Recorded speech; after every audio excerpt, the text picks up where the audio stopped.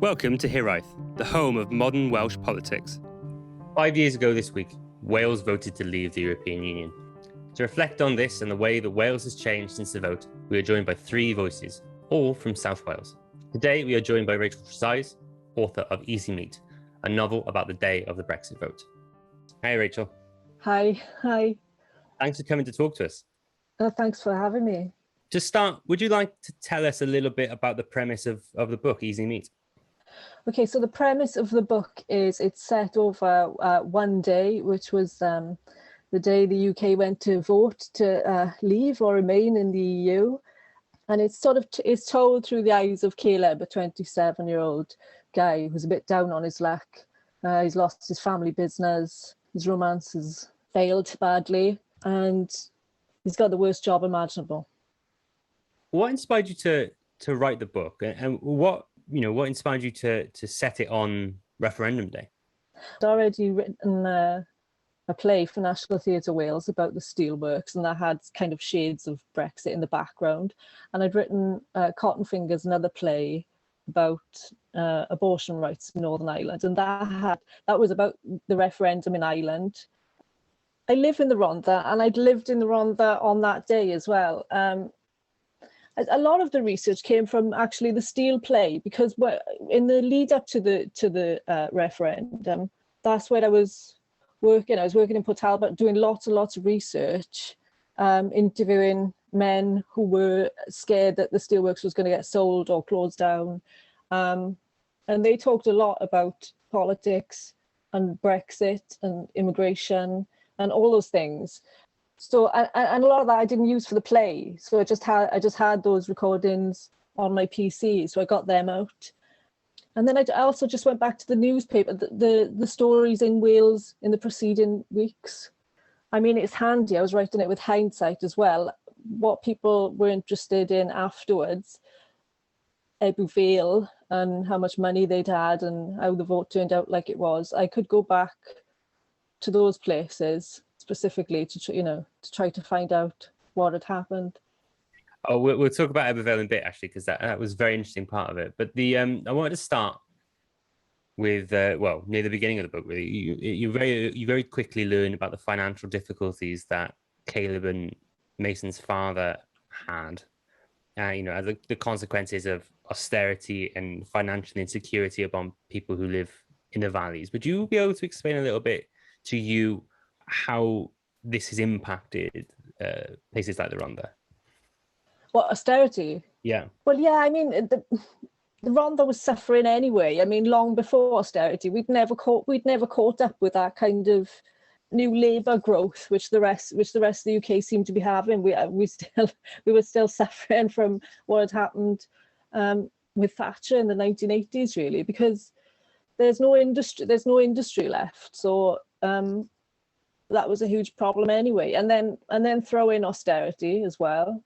And as I say in the book, at one point, in some places, it's like Victorian times. Everybody is relying on kind of food banks and the church to feed them.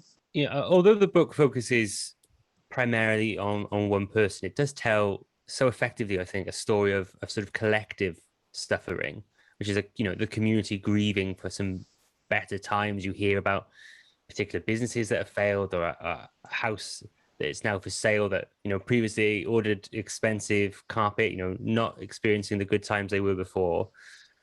Do you think there's been enough appreciation how badly so many individuals have been hurt by this global economic situation? How it affects us so locally? We are very aware of it day in, day out in somewhere like the Rhondda. But if you mean kind of how that has been portrayed in the media or in drama, then maybe not. No. Do you think politicians pay enough attention to the sort of tangible impact that these, well, as you say, even before austerity, that poverty has had on communities like this? No. And do you think, because that comes across in the book, this idea that people feel that no matter what, the politicians aren't necessarily with them anymore? Yeah. Well, yeah, I mean, it's a particular problem for the Rhondda ever since I was saying about Thatcher, the closure of the mines. I mean, that's been a problem because nothing came to replace it. I suppose it's like, I mean, I've been building a house for the last 6 years, and it's just a money pit. However much money you put into it, it disappears very quickly. And I imagine for politicians, that's what a place like the Rhondda is like.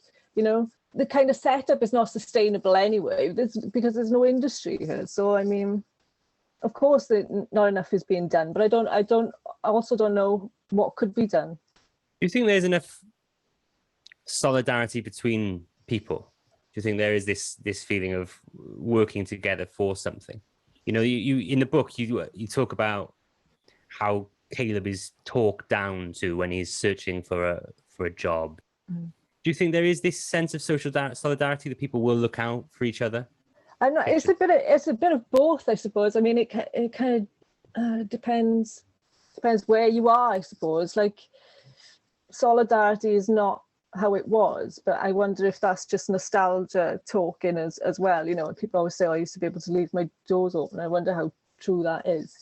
I mean, recently, halfway through austerity and going into COVID, solidarity did become really important in a place like the Rhondda, because we are all relying on each other.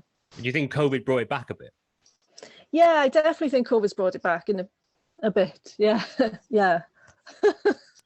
But obviously, you'd think that 5 years ago, when this is set, do you think that, you know, we obviously hadn't experienced COVID yet, so do you think people were still a bit distant from each other? Yeah, that's what I was trying to get across in the book, really, when he's talking about the floods. The father wants to give money to the flood victims who weren't insured, which I suppose 20 or 30 years ago would be the normal response. And Caleb's a bit like, oh, well, it doesn't work like that anymore. We get a bit more distant.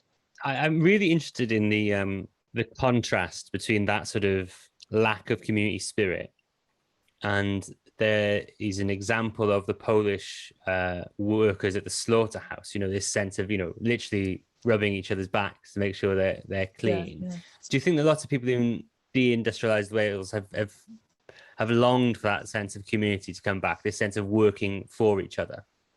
Yeah, I mean, I would have thought so. I mean, I've never experienced anything like that, so I can't say for sure. But it does feel as though something's lost that we're looking for again. Well, you know, where do the stories of the, you know, the Polish and Portuguese workers at the slaughterhouse come from? I asked everyone I knew, did they know somebody who worked in that meat factory?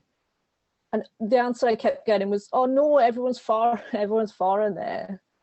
So I looked at what the percentage is, and it was mostly Polish and a few Portuguese.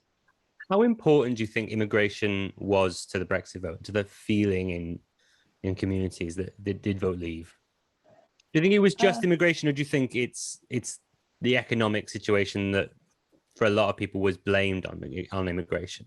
Yeah, I think it's both, really. I would say 50-50. When I talked to those men in the steelworks, immigration came up a lot. And then there was people who didn't even mention immigration, only really concerned about their own security. You mentioned in the book that Wales has always been a place where immigrants have come. You talk about the Italian communities we've had here forever. Why do you think this new immigration was such a problem to a lot of people? Because people in London told them it was, I suppose. Because that's the only thing I can think of. Yeah, like the Rhondda Valley is made up of immigration. We're all immigrant. We all come from somewhere else to coal mines. So, I mean, I can't understand why Polish people would be a problem. Conspiracy theories are sort of trickled throughout the book as well, and they're a recurring theme. And there was one line I was taken back by from Mason, which is, "The truth is hard, the truth is lonely."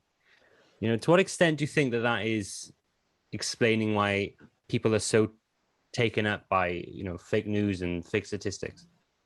I think a lot of it is just fashion. You know, like people talk about something and everybody else wants to get in on it. But the truth is lonely, I suppose.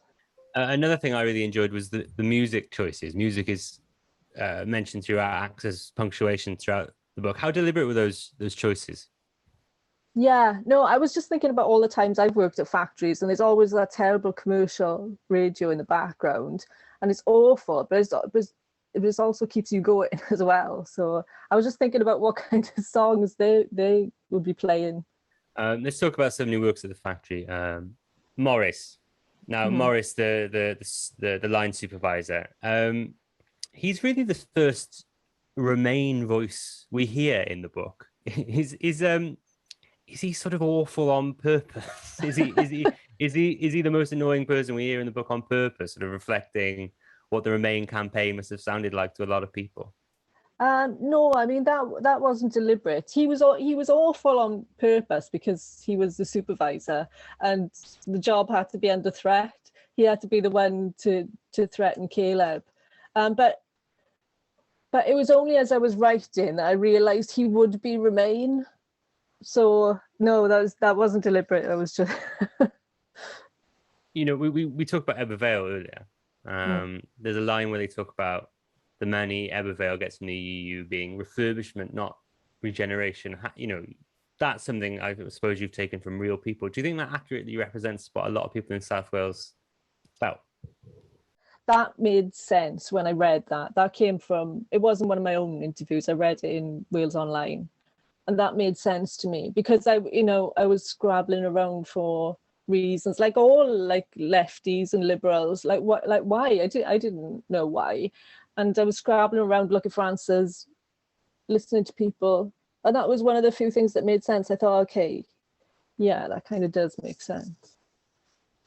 There's a really interesting juxtaposition in a radio announcement you hear where Caleb hears both, news of Joe Cox's funeral and the news that Wales will play Northern Ireland in the last 16 of the Euros, and he hears them both one after another, but he only sort of really reacts to the Euros news. Yeah. Do you think did you use that to show sort of how remote even like incredibly political news, like a politically motivated murder, is from some people in our society? Yeah, I suppose so. I mean, some people are just completely apolitical, aren't they? They like the politics comes on and they just shut off. Even like friends who I grew up with the same age as me, I start talking about politics and they go, "Oh, what are you interested in that for? I can't believe why do you care about that?" So I mean, yeah, I think yeah, there are people who care more about sport than politics for sure. Going back to the interviews you had with people, do you think apathy was the most dominant feeling rather than sort of any ill will towards politics? Yeah, I do. I think there's lots of apathy. I mean, just like years and years of frustration and not trusting politicians and just hearing about, politicians' expenses, nobody addressing real people's problems. Without going and, spoiling the ending, but there's a point where Caleb is thinking about the choice between Remain and Leave, and he presents it in his head as Remain being about everything staying the same and Leave being that something has to change. Do you think that's why a lot of people voted Leave? Just the desire that there had to be change no matter what that change was? I don't know that, but that's what the campaigns would suggest. I mean, I didn't have any trust in the Leave campaign, but if you did, or if you didn't know, you really didn't know how to make a choice. It seemed like Leave were promising that something would change, whereas Remain was kind of like, well, you've got it good, don't change it. Do you think the political class has learned the lessons from the Brexit vote that they should have done, or do you think they're still making the same mistakes? I don't know. Do you think people in the? I mean, Westminster is definitely still making the same mistakes. It's a little bit different from the Assembly. But since Brexit, do you think that people in Rhondda feel more connected to their politicians? Probably not, do they? They probably feel as distant as ever. Brexit hasn't bridged that divide and made them feel like they've taken back control. Yeah. No, I mean, as distant as ever. But I think what has changed it is COVID. So all these people who didn't care about politics are interested in politics in a way they weren't, because it directly affects, where they can go, whether they can leave their house or not. And I think they've realised that politics is closer to them than they realised, and for politicians also.